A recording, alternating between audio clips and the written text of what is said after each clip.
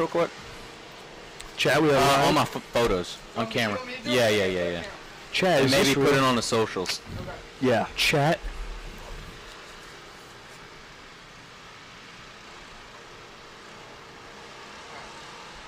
Get some of those dad pictures like Frisha does. Get the badge in. Bad and bougie. What? What do you think? I can't really. That camera thing. I can't really see you. Can you see the field better or no? It's just kind of blown out, like white. That'll happen. We're not going to be able to get the best of everything. It's fine. No, it's okay. As long as you can see us. We need to start using our light kit that Frisha brought that first time. Yeah. Yeah. Probably so. That's. Better, I think. Hey, guess what? We're here in the here and now. We're live in a minute. All right, 29. Welcome to the show, boys. Welcome to the show, Andy. Welcome to the show. And the link should probably be live by now. All right, I send it. We're probably live on Tiger TV, so. Well, all the volume might be down. Just mute our mics.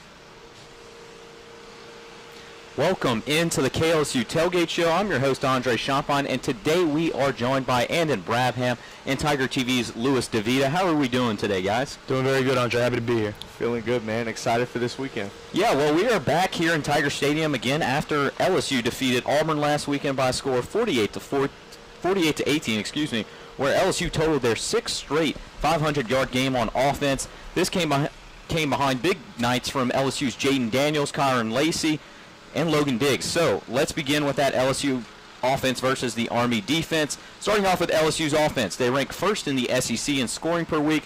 Army ranks 50th in the country in opposing defense, as they have had kind of sparks at sometimes, but they have been struggling as of lately. And then some weeks, like we said, they don't go their way. So starting with Jaden Daniels, with LSU playing an Army team and it going to be kind of a little easier this week, I mean, that's just the nature of the beast. What should he work on to kind of, leading into the bye week and then playing Bama? Just what do you want to see him do this week? I'm just looking for maintenance out of Jaden Daniels. If he can just continue to do what has made him so good this year and so effective, I think he'll be able to do that again this week. You're, like you said, an Army team where the competition isn't necessarily at the level he's faced in the past couple weeks.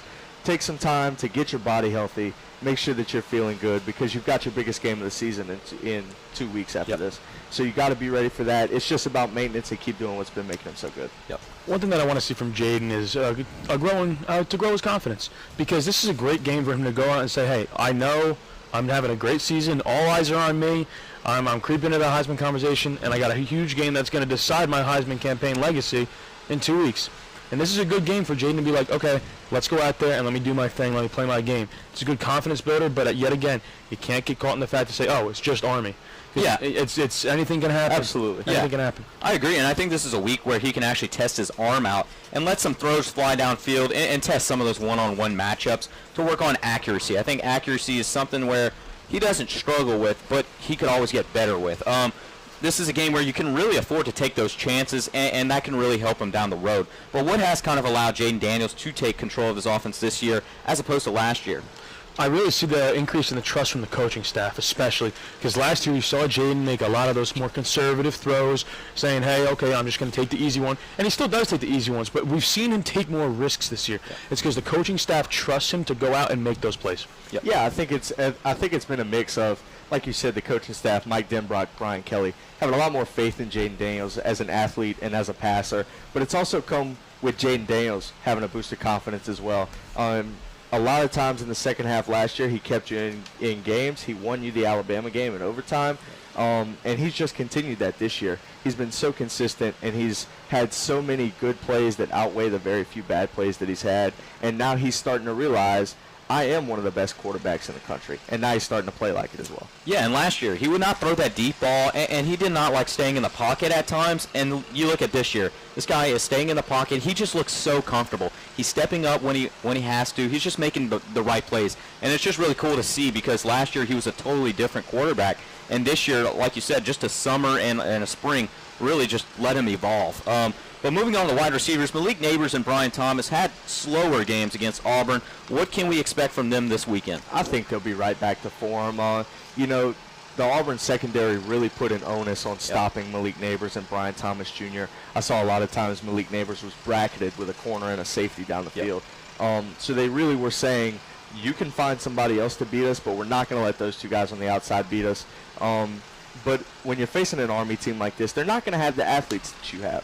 That's just a simple fact. LSU has the better athletes, the better talent in this game. I think they'll be right back to form playing just as well as they have been. We really looked to go into the Army last week that Auburn, rather, my apologies, that we were going to run the ball a lot. We talked about it, and that happened. We saw 4 different backs get carries throughout the game, and we used them to a T.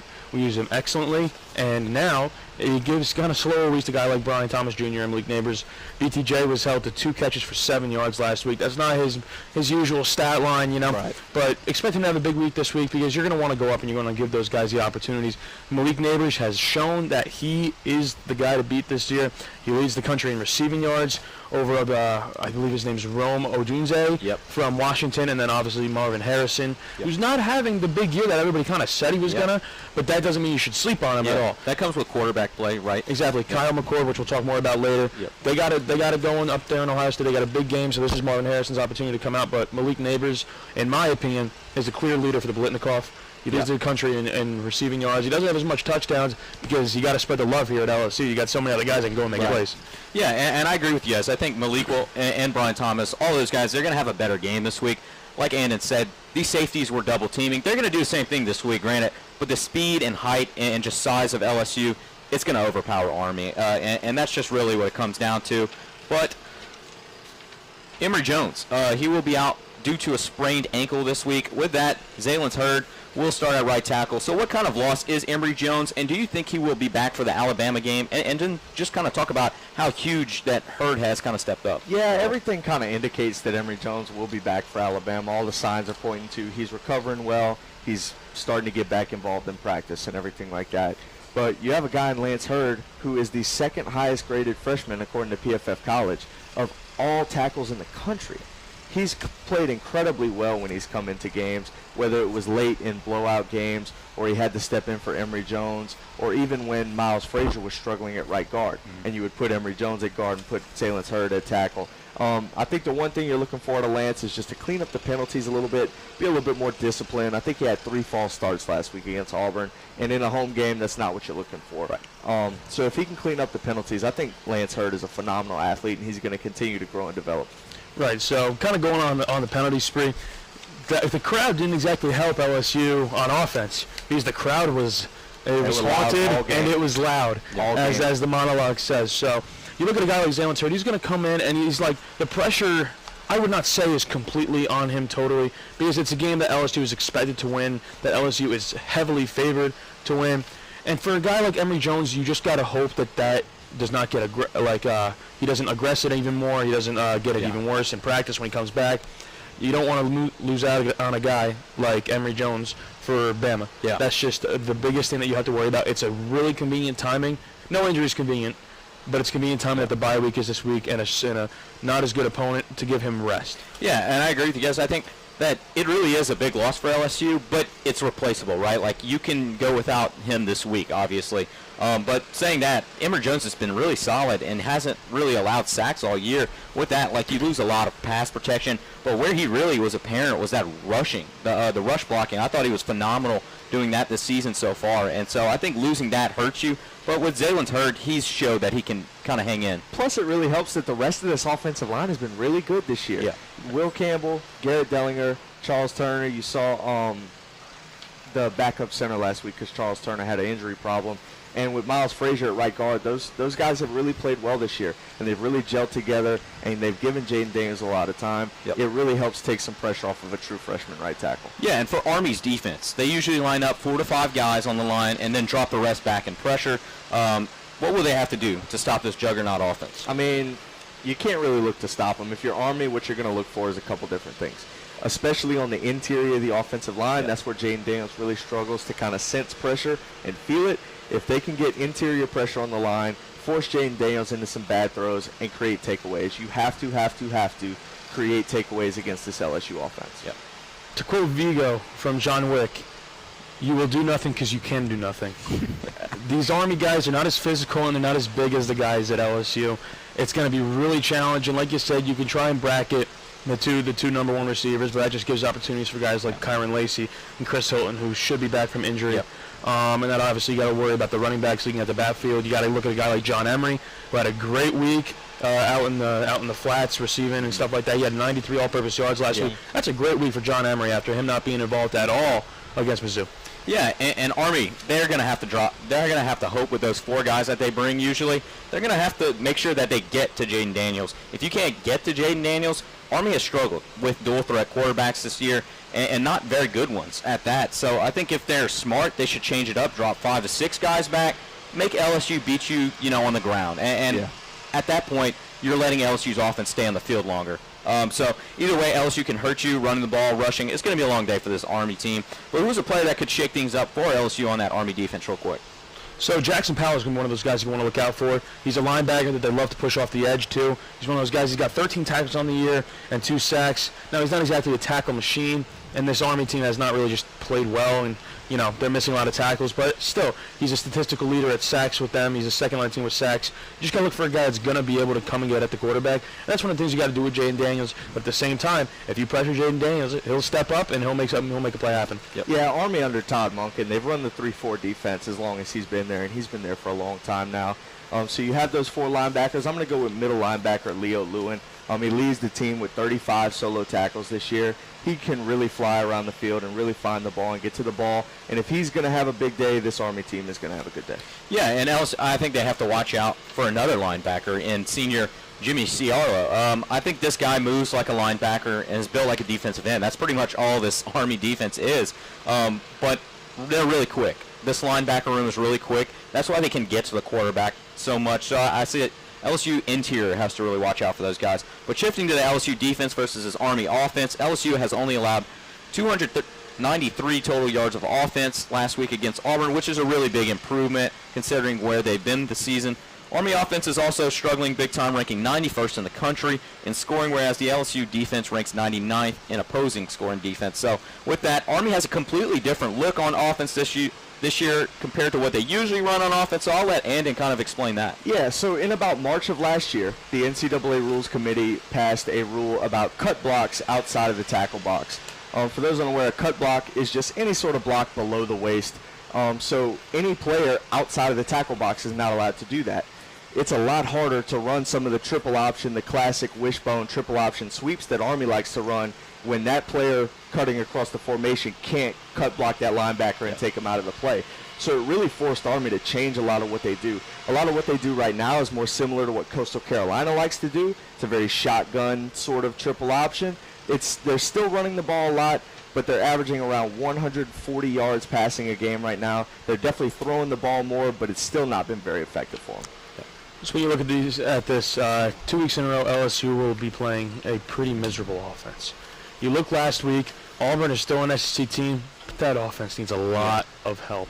That's just how it is, plain and simple. You want to go out and you want to have a big day. This is another. Want to talk about confidence boosters? This is what a confidence booster is for this defense. However, you cannot let a big performance against a team like Army go to your head. You want them to think that they're the guys because you want them to have that confidence.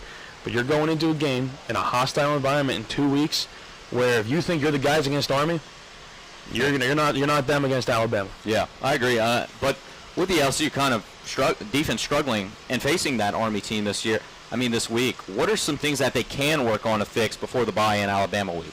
So you want to just be mature on defense, stuff like that. You see these penalties, especially on third down. Third down penalties are killers. It's one of my least favorite things in sports when you get to third down and you make a stop and then the flag flies. Yeah. Or a roughing the passer. These are just things that the team has to work on. They have to be very disciplined. I mean, yet again, it is Army, but going forward the rest of the season, it's no cakewalk. This the rest of the schedule, and this is one of the 2 easier opponents you'll play the rest of the way, and you cannot let that get to your head. Yeah, I think this is an Army offense that, while they're not in the classic wishbone, like we said, there's still a lot of motion. There's a lot of moving pieces, and Lewis, you talked about maturity. I completely agree, but it's not only maturity when it comes to penalties. It's assignment maturity. It's matchup maturity. You need to carry yourself as you need to mentally to be able to play better and win these types of games. Yeah, I love that. And I think this is the perfect week for LSU to fix the man coverage issues. Let LSU play man coverage almost all night. I think they need to fix that. It's a big confidence booster, and it helps just with schemes and reps. But I think they need to grind that out. I also think this is going to be the perfect week for the LSU linebackers and defensive line to fix the gap issues. Like you said, with all the motions that are going on, this is the perfect week to not fall for the eye candy and make sure you get to the gap that you need to be in. So that's something that you have to stop with Bama coming up, who can really hurt you with the run game. So will Army kind of test these LSU corners at points tomorrow night, and do they even have to throw it, like, to be competitive? They'll have to. I mean, the way this offense is playing right now on the LSU side of the ball, we're scoring almost at will on anybody we play, regardless. So this Army offense is going to have to throw the ball. And I think that's where guys like Denver Harris, Zy Alexander, some of the safeties that haven't been struggling, I think LSU is going to force a lot of turnovers in this game. That just, it feels like the type of game where Army's going to have to try and play catch-up to LSU, and it's going to cause a lot of mistakes. Yeah, I totally agree, but you have to test these corners. You have to test these corners. You have to take the shot because they're vulnerable. They're a very vulnerable group that hasn't really proven anything all season. You want to say, oh, they give up only 18 points to Auburn. Well, most passing yards that Auburn had this year as well. So that's another thing to take into account. And then I think for Army's case, you can't be one-dimensional against a team like LSU. The coaching is just too good to pick up on that. I think they're not going to fall for the eye candy this week. But I think Army has to air it out tomorrow if they want to get the ball downfield. But who do you think has a big game for LSU this week? I'm going to go for Mekhi Wingo to have a big game. Like we said, we talked about gap responsibility. We talked about being mentally strong and being mentally resilient in games like this. I think Mekhi Wingo is the personification of that. It's the reason he wears number 18. I'm expecting a big game from him. This is one of those games where Mason Smith is going to cause some chaos and havoc. Yeah. It's one of those guys, you got to let him get to the quarterback. He's only got 1 or 2 sacks this season. We need him to start showing up because preseason, a lot of mock drafts had him going in the first round. Even with the injury, he's a top talent. It's just he hasn't played at that level this year. And I know he's coming off a horrific injury, and it's hard to come back from any injury to any ligaments and stuff like that. But for a guy like him, this is a great week for him to say, hey, I'm just going to plow through these offensive linemen and get to the quarterback and be a run stuffer. I think with Mekhi Wingo out, I think he's doubtful right now. But I think we're going to see some really good reps from Jordan Jefferson as well as freshman Paris Shand. Paris Shand really has kind of stepped up for that LSU defensive line group. And I think the linebacker group, including Omar Spates, will have a really good pick-me-up game. He's a great run stopper, and that's what LSU needs this week. Finally, who gets a turnover for LSU? Give me Denver Harris. You got to have these backs that need to go out, and they have to have a good game. These guys in the secondary, give me him because he's been one of those guys where he's kind of had a very tumultuous beginning. A lot of our transfers have had pretty tumultuous time so far. With Deuce Chestnut, we don't really know exactly what's going on with him right now. He's inactive. Yep, and he's on scholarship, so we'll get information on that eventually. But give me Denver Harris. He's going to have a big-time play, probably to set the tone. I have a first possession Denver Harris interception, and watch out for that return. Okay. My pick is going to be, you have a quarterback that likes to run a lot. Army's quarterback is also their leading rusher. Yes. I'm going to go with Braden Swinson to come off the edge and get a strip sack on the quarterback. And like you said, Lewis, look out for a return. And I'll say this. That.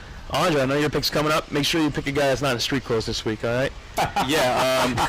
I like that. I picked Ashton Stamps last week, and I was sitting at the game, and I was like, this guy is not playing tonight. So I'm going to go with the safe pick here. Forced fumble this week. I think with, like you said, Army's going to run it so much they're going to make a mistake. I'm going to go Hale Perkins. So tomorrow night, LSU hosts Army for homecoming at 6:30 p.m. Give me your score predictions. LSU is 32-point favorites in this game at home at a 6:30 Saturday night in Death Valley. I'm going to take LSU not by 32, but 42. and a 52-10 blowout. No way. Yep. I have the same exact thing. That is wild. Yeah, honestly, I think we are all within 1 point of each other. I have 52-10, or 53-10, excuse me. Like you said, Saturday night in Death Valley, all the camaraderie, all the, we have the camo end zones behind us. Yeah. It's absolutely beautiful. I think this whole weekend's going to be beautiful. It's Yes. going to be a great performance from LSU. It's going to have a great flyover, I'm sure. But we're going to talk about some more games while we have some time. Bigger games this weekend. This weekend's full of great games, like I said. Starting off with number 7 Penn State, traveling to Ohio State. First of all, explain how big this game is in terms of playoff implications. It truly is big. It's probably the second biggest game so far this year, only behind the game you had last week with Oregon and Washington. Yep. With Washington getting a big win there. This is a massive game, not only for Big Ten implications, but like you said, for the playoff. I think the winner of this game, if they can continue to handle business, both of these teams have to go play Michigan, Yes. who's also a really good football team. But if you win this game, you set yourself up really well to make the college football playoff. Right. This game has massive implications, and the only way if the loser of this game makes the playoffs is if they go and beat Michigan and everything works out in their favor. It's kind of crazy how Michigan's the top dog right now, or the top wolf, or the alpha wolf. But they got a lot of turmoil going on over there right now. Yep. We really don't know. We saw that their head coach, Harbaugh, just came out today and said, I don't know what you're talking about. He denied the allegations.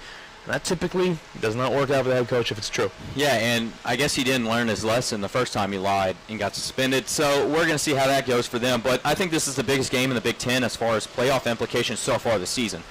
Because both teams, this is your second hardest game with Michigan, both having to play them. So you not only have to win this one to keep your playoff hopes alive, you also have to win this one just to get to play Michigan and be comfortable out. But I think if whoever wins this game can still get into the playoff by losing to Michigan with a 1 loss. But what does Penn State have to do in order to finally beat Ohio State? This is the number 1 defense in the country playing for Penn State. They have been absolutely dominant in all phases of the defense all year this year, and I think they're going to continue to do that. If they can keep that defensive effort up, slow down Kyle McCord, slow down Marvin Harrison Jr., I think they're going to win this football game. Yep.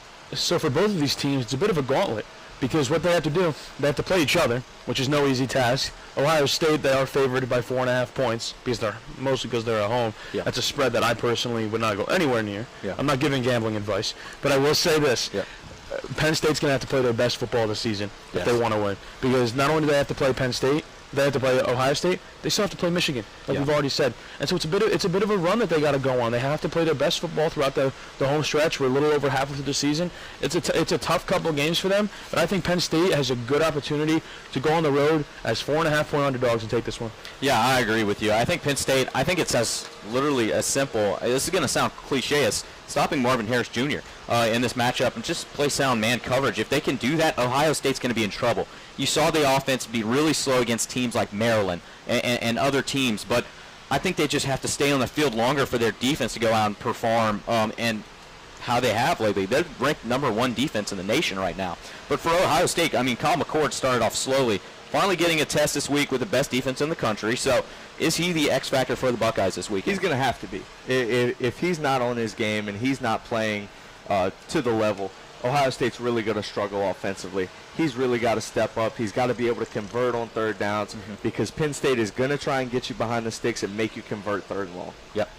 What do you think? And one of those guys that they're going to look for on third and long is Marvin Harrison. Kyle McCord's going to have to find his guy. He came in preseason with a lot of hype. Yeah. Rightfully so. He is an all-time talent in this draft right now. He is an amazing player. Yeah. But he has not been able to have those ridiculous stat lines during conference play so far. I mean, you saw he had a great week against Youngstown State. Go Penguins. And so the trick is that, like, if you're going to have great games against teams not up to your level, That's not impressing scouts. Yeah. Exactly. So you have to go out and you have to play your best football against one of the best teams. Yeah, and I think Kyle McCord, he's going to have to play his best game yet, as a Buckeye to perform against this defense. And he's going to have to make the right decisions. He can't go out forcing throws against a Penn State defense. They're going to feed off of those bad plays. They're going to feed off of those bad mistakes because this is a Penn State offense that doesn't score much. They just do enough. They do enough to win. But what's your prediction in this one? 4.5-point favorites, like you said. Ohio State in the horseshoe. Saturday, I'm going to go with Ohio State. They've been there. They've done that. Ryan Day knows how to get his guys up for a big game. You saw that when they beat Notre Dame in Notre Dame. Yep. I'm going to go with Ohio State to win this ball game. I'm from the Northeast. I have personal ties to both of these teams. I'm going to go with the Nittany Lions in this one. On the road, it's going to be a tough game for them. They have to go out and they have to give it to Ohio State only the way that the number one defense in the country can. It's an 11 a.m. start or a 12 o'clock start on the East Coast, so it's going to be an early riser. You got to get up and get ready, and I think that Penn State can do it. Yeah, I'm going to agree with Lewis on this one. It's kind of just my gut telling me. I think I'm going to go with the upset in this one. I think Penn State will finally point out those flaws that Ohio State has shown on defense and feed off of that with their defense. So I think next we have Tennessee really quick. We'll travel to Alabama in Tuscaloosa after defeating Texas A&M by a touchdown. Alabama also coming off of a win against Arkansas. So this one could be a very close one, so let's talk about it real quick. Tennessee has struggled in big games to get the offense rolling. That's no secret. What will it take for them to be successful against a solid Alabama defense? I just think Joe Milton has to be a little bit better. Yep. You really took a step down in quarterback play after Hendon Hooker went to the draft, got injured, and then went to the draft. Yep. You're really without that sort of X factor at quarterback. Joe Milton, he's got all the arm strength in the world, but he's not very accurate, and he's not a very good decision maker when you force him into bad throws. I think he has to be better, and that's how Tennessee's going to be able to win this game. We've seen it time and time again with Joe Milton. He's never been able to get it done wherever he's been. He didn't get it done in Michigan. He's not getting it done right now at Tennessee. Sure, they have an above 500 record. That's good for them. They also win cupcakes to start the season. Joe Milton needs to play like all the preseason hype was giving him before the year started. They were saying, "Oh, look at Joe Milton." It's like the Zach Wilson hype. Yeah. Look at him at him throw in the indoor facility. He's the guy. Yeah. That's not always the case. Joe Milton needs to play a great game against a very good defense. See, you guys are saying Joe Milton, but where Tennessee really their flourish is the rushing game. They rank second in the SEC in rushing, and this one, if they can rush for more than 175, they win this one. But Alabama, they can get to the quarterback, but Tennessee will have to get it done both ways. No secret about it. So Joe Milton has got to show why he was hyped up, like you guys said, to be such a good player. He's got to use that deep ball. He's got to. And this is a game where it will come down to who can protect the quarterback, as Tennessee and Alabama sit at 2 and 3 in total team sacks. Both teams have problems at guarding their respective quarterbacks. So will Alabama finally protect Jalen Milroe this weekend, or will it be the same thing we've been seeing? I think what Alabama's really been struggling with this year is youth and just not being a very disciplined, steady football team. They've really struggled with discipline. They've had a lot of penalties, a lot of missed assignments, very un-Nick Saban-esque type things on this Alabama team. Yep. I think if they can protect him, they'll have a really good opportunity to win this game, but I'm not sure they can. Yeah. We need to see this Bama team have a very consistent showing is what we need. We consistently protect the quarterback, consistently get the ball down the field. You saw how they shot right out of a rifle last week against Arkansas, and then they slowed down, and then Arkansas crawled back, and they almost got them. Arkansas, they barely lost Arkansas. Yeah. So the thing is that this offensive line needs to be disciplined. You saw last week in victory formation, the false start in victory formation, and Nick Saban was not livid. I've never seen him that angry ever. Over something as minuscule as that. Yeah, and I think we're going to see Alabama do a better job of protecting Milroe this week. Even though I think Tennessee will get to him at times, I think just the rush attack for Bama is really what will be the defining factor in this game. But what's your prediction in this one? I'm going to go with Bama. I think Bama is just, like I said with Ohio State, been there, done that, knows how to get it done. I think you're looking at Jace McClellan, to have a big game, the Alabama running back. I think Bama by 2 touchdowns in this game. I like that. Yeah, you got to give me the Tide here. It's plain and simple. They don't want to repeat. They don't want to lose to Tennessee again. Yes. Because last year, I like that. and an all-time classic to boot with 2 great quarterbacks. Quarterback play isn't the same. You had Hendon Hooker last year versus Bryce Young. Yeah. And now it's Joe Milton versus Jalen Milroe. It's a completely different quarterback matchup. The skill gap is there, but Bama is 9.5-point favorites at home. Take them to cover. Yeah, I think this is going to start off being close, and then I think Bama will just find their rhythm. They win this one big. I think the Tennessee offense is just not what it used to be, like kind of Lewis said. And in Alabama, they're going to find ways to get stops on defense. That defense hasn't been what they have been over the past weeks, like the Bama brand defense. But I think Tennessee wins this one by 17 plus. So in to end the show, give me your winners really quick out of the rest of these games this weekend. First off, Ole Miss at Auburn. This is my upset pick this week. I got this from my dad, Mr. J. Brabham. If you listen, shout out to you for this pick. I'm going to go with Auburn to take it at home over Ole Miss. In the Plains. I'm going to have to oppose that and say that Ole Miss as 6.5-point favorites on the road. Ole Miss is going to go and they're going to show, hey, we're still hanging around. We're still hanging tough. We're ranked in front of LSU. We're ranked in front of a lot of SEC teams. We're still here. Now, they have a huge test coming up with Georgia. Yes. And will that determine their playoff status? Yep. The SEC in general? Yeah. Yes. Yep. But I still think that they're going to go out and they're just going to have their way with a pretty putrid Auburn team. Yeah, I think Ole Miss is going to win this one, but it's not going to be easy. I think it's going to come down to a field goal again. But next up, we have Utah at USC. USC coming off that loss, obviously. Talk about that. I'm going to go ahead and go with another upset, man. I think Utah goes into L.A. and takes it from Caleb Williams again. This defense is really good at doing the same sort of thing that Notre Dame's defense is really good at, forcing takeaways, forcing mistakes, and creating a lot of pressure and chaos on the line of scrimmage. I got Utah taking this one. I'm going to get Utah, too. You got a guy like Caleb Williams. He's got all that talent. You could put me on Twitter. You could take this clip. Caleb Williams has a sour, awful personality, and he is a selfish player. Wow. I will say that, and a guy like that, he's not going to – it's just you need a leader, and that guy's out for himself. Yeah, I'm going to actually go USC. I think they get a shake-back game. I think it's still close. Utah has been their kryptonite, so I wouldn't be surprised to see them beat them. But that will do it for us today. Thanks to Andon Brabham and Louis DeVita for joining me today. Also, we want to thank the LSU communications team, especially Michael Bonnet and Kent Lowe, for allowing us to do this in Tiger Stadium week in and week out. So I'm your host, Andre Champagne, and this has been the KLSU Tailgate Show.